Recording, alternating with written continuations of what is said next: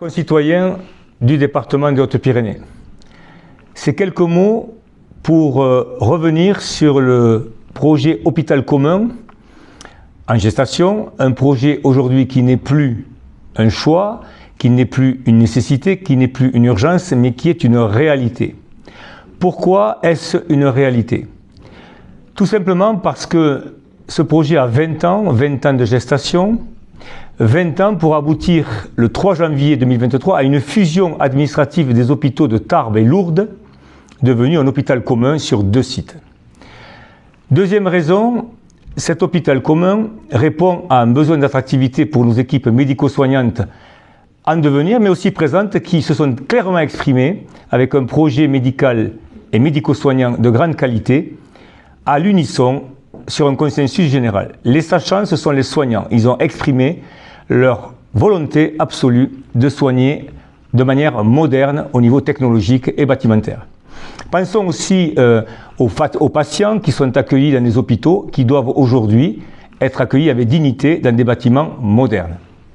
Mais la deuxième raison pour laquelle ce projet va se réaliser, ce sont d'abord les élus, les parlementaires, sauf Madame Ferrer, que je respecte, elle les filles qui ne souhaitent pas que cet hôpital voie le jour, mais c'est son droit.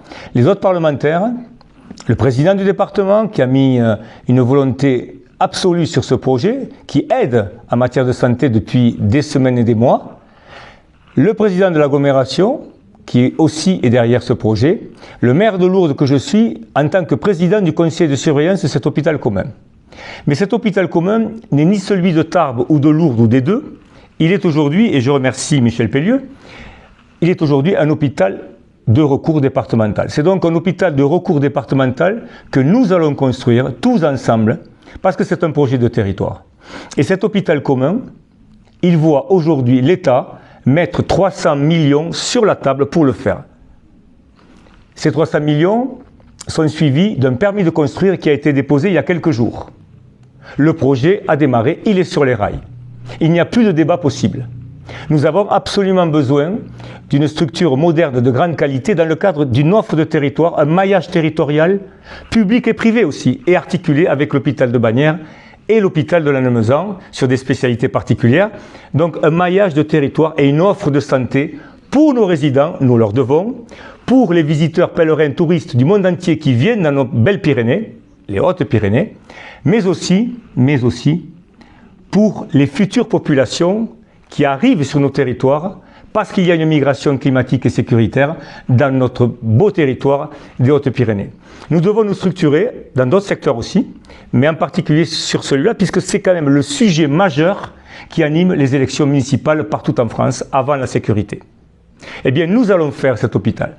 Parce que les équipes hospitalières, et notamment le directeur, M. Dublier, a fait un grand travail depuis 18 mois qu'il est arrivé avec ses équipes et le projet est en route. Parce que M. le préfet pilote le comité de pilotage avec 3 groupes, un sur le bâtiment, un sur le projet médical et un sur le devenir des friches.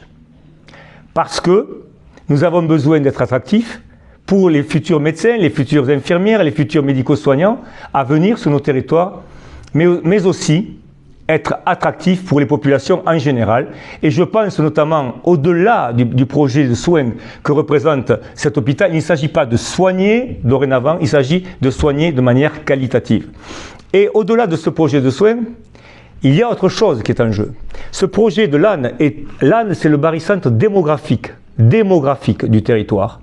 Donc il a été positionné à un endroit qui fait qu'aujourd'hui, avec l'aéroport à côté, avec la zone aéroportuaire, c'est un endroit qui va être développé et donc ça participe de l'aménagement du territoire.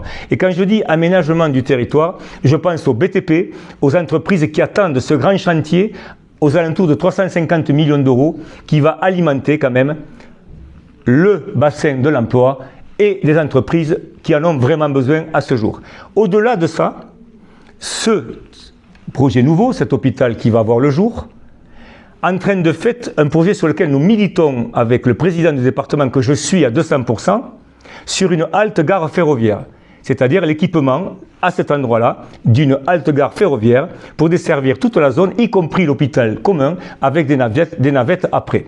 Dernier sujet qui concerne Lourdes et les vallées, c'est la 4 voies parce que l'hôpital commun posé à l'âne entraîne de fait une 4 voies qui sera aussi ouverte aux alentours de 2030-2031 comme l'hôpital moderne et qui accompagne ce projet. Parce qu'il est inimaginable de transporter tout ce qui se passe autour de la vie de l'hôpital de Lourdes à l'âne en passant par la ville d'Adé, et c'est la raison pour laquelle un collectif s'est monté à Adé et qui défend ce projet d'une 4 voies pour pouvoir être beaucoup plus fluide à ce niveau-là. Donc vous voyez que finalement, ce projet, il a plusieurs enjeux. C'est une démarche vertueuse mécanique vers un territoire qui, pour moi, doit bénéficier d'une structure telle qu'elle. Nous sommes 232 548 habitants, juste un arrondissement de Paris, et nous allons bénéficier d'une structure très moderne. Nous en avons besoin.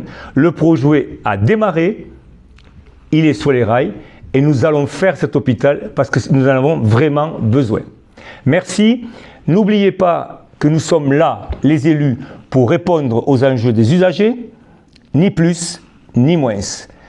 La vie hospitalière passe par des projets, les équipes sont remobilisées, elles croient en le projet, de nouveaux chirurgiens sont arrivés, un robot est installé et demain nous devons poursuivre dans cette échéance proximale à 2030-2031 et avoir un bel outil pour pouvoir soigner de manière qualitative, je le respecte, tous nos usagers. Nous leur devons. Merci beaucoup.